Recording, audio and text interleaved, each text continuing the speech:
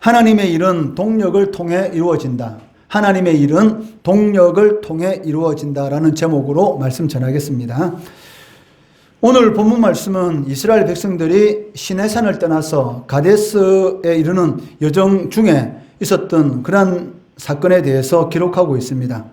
모세는 광야 지리에 밝았던 자신의 처남인 호밥에게 길 안내를 부탁하고 있습니다. 시내산을 떠나서 이제 본격적으로 가나안 땅을 향해서 갈 것인데 생소하고 험악한 이 광야길을 가야 했던 이스라엘 백성들에게 있어서 어릴 때부터 광야 생활을 하였던 호밥은 그 누구보다도 좋은 안내자가 될 것이고 좋은 자가 될 수 있었기 때문에 모세는 호밥에게 자신들을 안내해 달라고 이렇게 부탁하고 있습니다. 물론 하나님의 구름 기둥과 불 기둥이 여전히 이스라엘 백성들과 함께하고 계셨고, 또 구름 기둥이 떠오르면 이스라엘 백성들이 나아갔고, 구름 기둥이 멈추면 이스라엘 백성들이 장막을 쳐서 머물렀습니다. 그렇기 때문에 모세가 호밥에게 길 안내를 부탁하는 것은 어떻게 보면 모세의 불신앙적인 행동처럼 보일 수도 있습니다. 하지만 이러한 모세 행위는 불신앙적인 그런 행위가 아니라는 것입니다.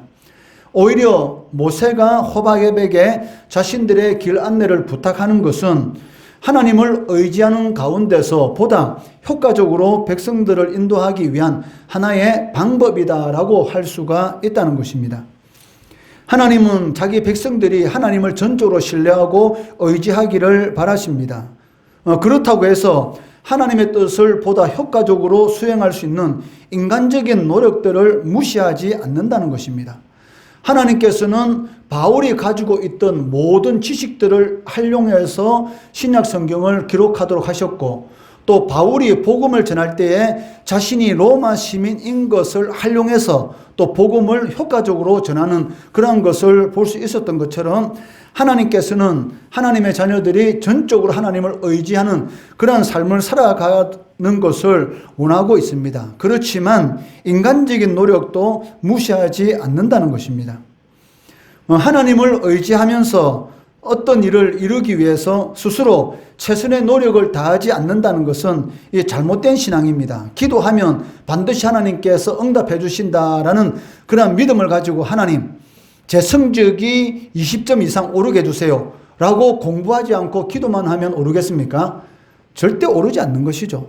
자신이 최선의 노력을 다한 이후에 하나님 앞에 간절히 기도하는 것이죠. 왜? 너무 긴장해서 공부한 내용도 생각나지 않을 수 있기 때문에 하나님 앞에 하나님 지금까지 공부한 것들 다 생각날 수 있도록 떨리지 않고 담대한 마음으로 시험을 잘 칠 수 있도록 그렇게 기도할 수는 있지만, 공부하지 않고 하나님 내일 시험인데 제가 오늘 기도 1시간 2시간 열심히 기도하겠습니다, 틀린 문제 없이 다 맞을 수 있도록 도와주세요, 이것은 전혀 성경적인 것이 아니라는 것입니다. 모세의 처남 호밥은 미디안 사람으로서 주로 유목 생활을 하였기 때문에 시내 광야와 그리고 가나안 주변의 이 지형이라든지 정세라든지 그리고 광야에서 어떻게 생활해야 되는가라는 생활 방식에 대해서 너무나 잘 알고 있었습니다. 31절 말씀해 보시면 모세가 이르되 청하건대 우리를 떠나지 마소서. 당신은 우리가 광야에서 어떻게 진칠지를 아나니 우리의 눈이 되리이다. 저 어느 곳에 가면 진칠 좋은 장소가 있고, 어느 곳에 가면은 물이 있고, 어느 곳에 가면 이런 지형의 형태가 있기 때문에 이 적들로부터 방어할 수 있는 그러한 지형이 있고, 이러한 것들에 대해서 이 호밥은 너무나 잘 알고 있었기 때문에 그 호밥에게 모세가 뭐라고 말합니까? 당신은 우리의 눈이 되리이다 라고 말을 하는 것을 볼 수가 있습니다. 모세에게 있어서 이 호밥이 가지고 있었던 이러한 경험이라든지 이런 지혜가 절실히 필요했던 것을 알 수가 있습니다. 물론 앞에서 이미 말했다시피 이스라엘 백성들을 궁극적으로 인도하시는 분은 하나님이십니다. 그러나 하나님께서는 하나님의 뜻을 이루시기 위해서 인간을 도구로 사용하시고 인간의 재능을 활용하시기를 기뻐하신다는 것입니다. 여러분들이 최선을 다해서 실력을 갖추면 그 실력을 통해서 하나님께서 더욱더 많은 일을 행할 수가 있다는 것이죠. 하나님께서는 인간을 통해서 하나님의 역사를 이루어 가시는 것이지 하나님 독단적으로 하나님의 나라를 세워가는 것이 아니라는 것입니다. 물론 하나님께서는 인간들을 말씀으로도 구원하실 수 있고 하나님의 능력으로 충분히 하나님의 교회를 세워나갈 수 있습니다. 그런데 하나님께서 인간을 구원하시는 방법이 무엇입니까? 사람들 눈에 보기에는 어리석게 보이는 이 전도라는 그런 방식을 통해서 하나님의 나라를 세워가는 것을 우리는 볼 수가 있다는 것이죠. 그렇기 때문에 인간을 도구로 사용하시고 인간의 재능을 활용하시기를 하나님께서는 기뻐하시기 때문에 그런 것을 효과적으로 사용할 수 있다면 잘 사용하는 것이 너무나 좋은 방법이다. 하나님의 뜻을 이루는데 참 좋은 방법이다라고 말을 할 수가 있습니다. 그러나 모세의 이러한 요청에 호밥은 이스라엘과 함께 가지 않겠다라고 거부하고 있습니다. 30절 말씀해 보면은 호밥이 그에게 이르되 나는 가지 아니하고 내 고향 내 친족에게로 가리라라고 말을 하고 있습니다. 모세가 자신의 처남인 호밥에게 간절히 부탁하는데도 불구하고 호밥은 나는 같이 가지 않겠다라고 거부하고 있는데 그 이유가 무엇이겠습니까? 지금 이 30절의 이 말씀은 단순히 이스라엘 백성들과 함께 가지 않겠다라는 그런 뜻이 아니고 자신의 고향 친족에게로 나는 반드시 돌아갈 것이다 라는 그런 강력한 이 열망을 나타내는 그런 말씀입니다. 즉 자신의 고향 외에는 다른 곳으로는 절대로 가지 않겠다라는 그런 의미를 가지고 있고 다른 어떤 좋은 것도 필요 없다라는 그런 뜻을 가지고 있다는 것이죠. 왜냐하면 이 호밥이 모세를 찾아왔을 때는 아버지인 즉 모세의 장인인 누엘과 함께 왔습니다. 그런데 모세의 장인인 누엘은 먼저 미디안 땅으로 돌아갔고 이제는 호밥 혼자 남아있는데 이스라엘 백성들 자신이 모르는 사람들입니다. 그 모르는 사람들 가운데서 같이 있다 보니 어느 순간인가 이 향수병 즉 고향에 돌아가고 싶은 그러한 이 향수병에 심하게 걸려 있었던 것은 아닌지라는 그러한 짐작을 할 수 있다는 것이죠. 그렇기 때문에 자신은 다른 거 다 필요 없다. 오직 내 고향으로 돌아가겠다라고 말을 하고 있다는 것입니다. 아마 이 자신의 고향과 친척들에 대한 이 그리움이 뼈에 사무쳤다라고 볼 수가 있습니다. 그런 상황에서 당연히 호밥은 아무리 복을 준다 하더라도 나는 복도 싫고 뭐도 다 싫다. 그냥 내 고향 집으로 가서 우리 아버지와 우리 친척들과 얼굴 보면서 생활하고 싶다라고 대답하는 것은 어찌 보면 당연하다라고 할 수가 있을 것입니다. 호밥이 최종적으로 어떤 결정을 내렸는지에 대해서는 오늘 본문 말씀에는 나오지 않습니다. 모세와 함께 따라갔는지 아니면 모세와 함께 같이 가지 않았는지 어떤 결정을 내렸는지에 대해서는 오늘 본문 말씀에는 기록되지 않습니다. 그렇지만 이 호밥의 이 거절한 그 내용에 이어서 바로 33절 말씀해 보시면 시내 광야에서 바로 출발하는 그런 내용이 기록되어 있는 것을 볼 수가 있고 또 누엘의 자손들이 그 사울 시대까지 이 가나안 땅에서 이스라엘 백성들과 같이 있었다라는 그런 기록을 볼 때에 아마 이 호밥이 모세의 청을 거절하지 않고 바로 이스라엘 백성들과 함께 그 길을 갔다라는 것을 우리는 알 수가 있습니다. 사무엘상 15장 6절 말씀해 보시면 사울이 겐 사람에게 이르되 바로 이 겐 사람이 바로 미디안 족속을 의미하고 있습니다. 즉 루엘의 후손이다라고 볼 수가 있습니다. 사울이 겐 사람에게 이르되 아말렉 사람 중에서 떠나가라. 그들과 함께 너희를 멸하게 될까 하노라. 이스라엘 모든 자손이 애굽에서 올라올 때에 너희가 그들을 선대하였느니라. 이에 겐 사람이 아말렉 사람 중에서 떠나니라. 하나님께서 사울 왕에게 아말렉 족속을 완전히 멸하라라고 명령하셨을 때에 이 아말렉 족속 근처에 이 겐 사람들이 살고 있었습니다. 즉 미디안 이 조속들 루엘의 후손들이 여기 살고 있었던 것이죠. 그러니까 이 사울 왕이 이 겐 사람에게 뭐라고 말합니까? 우리가 이 아말렉 족속을 완전히 멸할 건데 너희들에게 피해가 돌아갈까 두렵다. 애굽에서 나왔을 때에 광야에서 우리가 어디로 갈지 모를 때에 너희 바로 조상 이 호밥이 우리를 이 길을 안내해 주었다. 우리를 선대하였다. 그렇기 때문에 너희들이 피해를 당하지 않도록 이 아말렉 사람 중에서 떠나다라고 이렇게 말을 하고 있다는 것이죠. 바로 이 사무엘상 15장 이 6절 말씀을 통해서 호밥이 최종적으로는 모세 요청을 거절하지 않고 가나안 땅까지 같이 갔다라는 것을 알 수가 있습니다. 모세는 하나님의 특별한 은혜를 입은 사람입니다. 그리고 이 하나님과 대면하였다라고 말할 정도로 하나님과 깊은 이런 교제를 한 사람이었습니다. 그런데도 불구하고 자신의 연약함을 항상 인식하고 있었던 것이죠. 만약에 모세가 나는 나다. 나는 하나님과 대면한 사람이다. 그 누구도 나를 이길 수 없다.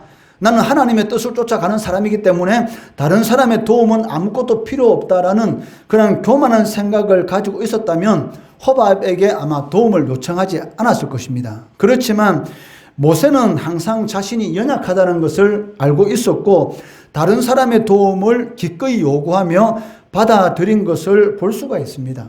이를 통해서 하나님의 나라가 세워졌던 것이죠.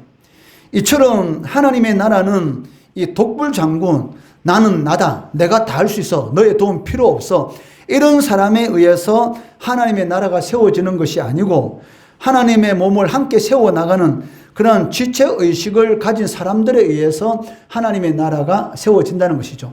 즉 지체라는 의식, 우리는 하나다. 나에게 없는 것이 너에게 있기 때문에 너와 나가 서로 동력하게 되면 하나님의 교회를, 하나님의 나라를 잘 세울 수 있을 거야. 항상 자신의 연약함을 인정하고 상대방에게 도움을 구하는 사람, 이런 사람들을 통해서 하나님의 나라가, 하나님의 교회가 세워지는 것을 볼 수가 있습니다. 모세는 대단한 사람입니다.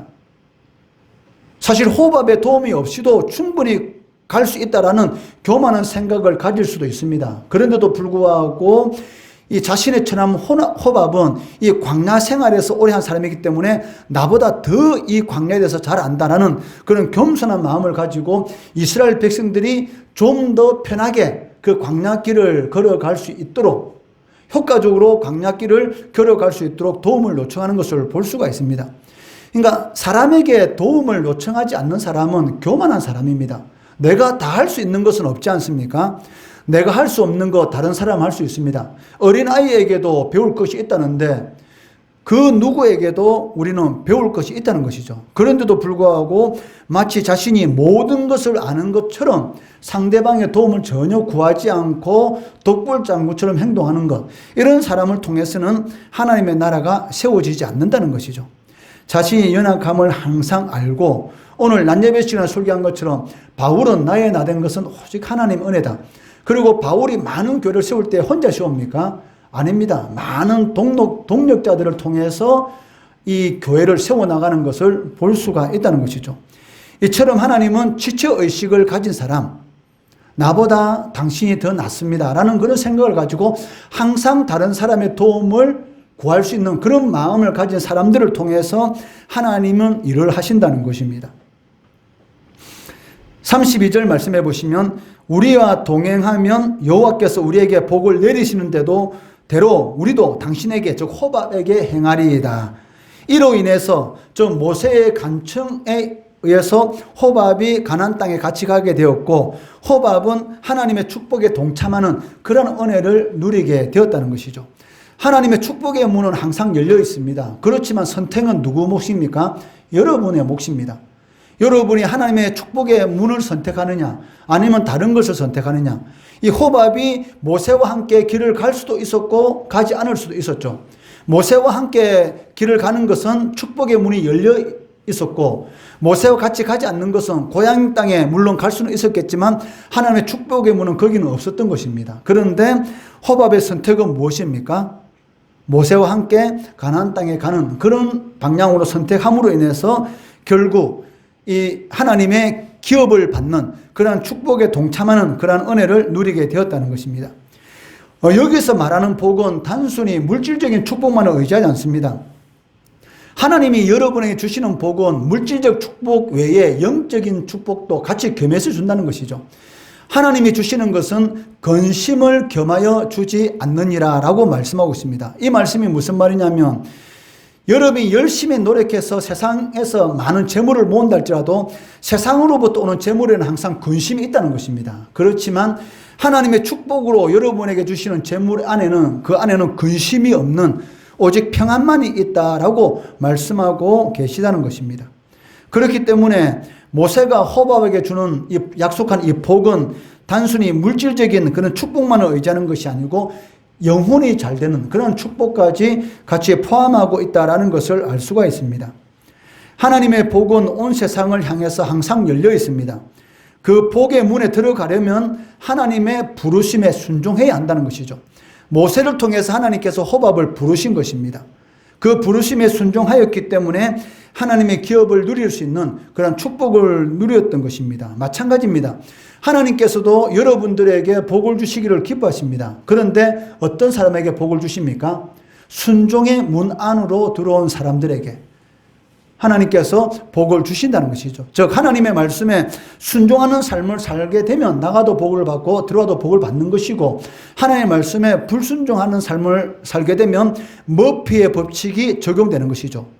뒤로 넘어졌는데 코가 깨지는 그러한 이 머피의 법칙, 되는 일도 안 되는 그러한 일들이 삶 가운데 벌어진다는 것입니다. 이는 하나님의 자녀된 우리들에게 요구하는 것이 있습니다. 그게 무엇입니까?